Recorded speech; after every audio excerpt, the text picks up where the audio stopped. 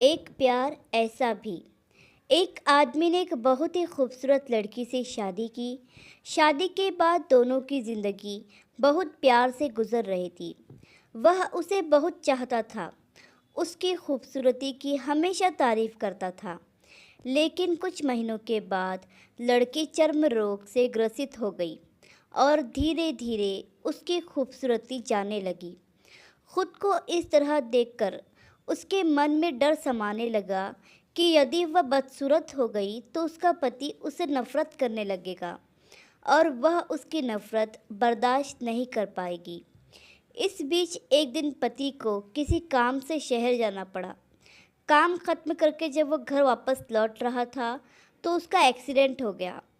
Accident में उसने अपनी दोनों आंखें खो दी। लेकिन इसके बावजूद भी उन दोनों की ज़िंदगी सामान्य तरीके से आगे बढ़ती रही। समय गुजरता रहा और अपने चर्म रोग के कारण लड़की ने अपनी खूबसूरती पूरी तरह से गंवा दी। वह बदसूरत हो गई, लेकिन अंधे पति को इस बारे में कुछ भी नहीं पता था। इसलिए इसका उनके खुशहाल विवाह जीवन पर कोई प्रभाव नहीं पड़ा। वह उसे उसी तरह प्यार करता रहा। एक दिन उस लड़की की मौत हो गई। पति अब अकेला हो गया। वह बहुत दुखी था। वह उस शहर को छोड़कर जाना चाहता था। उसने अंतिम संस्कार की सारी क्रियाविधि पूर्ण करके शहर छोड़कर जाने लगा। तभी एक आदमी ने पीछे से उसे पुकारा और पास आकर कहा, अब तुम बिना सहारे के अकेले कैसे चल पाओगे? इतने साल तो तुम्हारी पत्नी तुम्हारी मदद किया करती थी। पति ने जवाब दिया, दोस्त, मैं अंधा नहीं हूँ। मैं बस अंधा होने का नाटक कर रहा था, क्योंकि यदि मेरी पत्नी को पता चल जाता कि मैं उसकी बदसूरती को देख सकता हूँ तो यह उसके लिए रोग से ज़्यादा दर्द देता।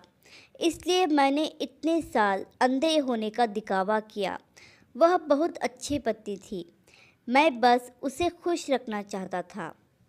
इससे हमें यह सीख मिलती है कि खुश रहने के लिए हमें भी एक दूसरे की कमियों के प्रति आंखें बंद कर लेनी चाहिए और उन कमियों को नज़रअंदाज कर देना चाहिए।